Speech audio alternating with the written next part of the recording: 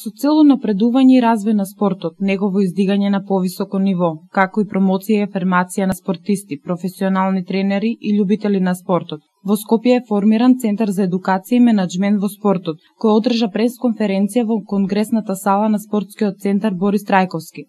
Во Центарот за едукација и менаџмент во спортот членуваат председателот на ЦЕМС Бојан Захариев, неговиот заменик Владимир Кочовски, како и председателите на комисиите за фудбал Артим Шакири, за пливање Наташа Мешковска, за ракомет Пепи Манасков, како и соработници, представници на Спортскиот центар Борис Трајковски, представници од Сојузот за стопански комори на Македонија, адвокатски осигурителни компании, координаторите на ЦЕМС и представници на медиумите во државата. На пресконференцијата председателот на ЦЕМС Бојан Захариев истакна: "Ми представува огромна чест што оваа наша иницијатива за промовирање и развивање на спортот во Македонија најде на огромен интерес и прерасна од идеја во реализација. Нашата мисија е да ги промовираме спортистите и спортот во Македонија и пошироко и да им пружиме на нашите членови поддршка во развивањето на нивните спортски способности, како и да го донесеме спортот во Македонија на едно ниво, повисоко ниво", дополни Захариев. Центарот за едукација и менаџмент во спортот функционира преку мрежи на координатори кои се поставени низ цела Македонија во околу 30 градови и имаат надлежност за 100% спроведување на активностите на центарот за својата општина.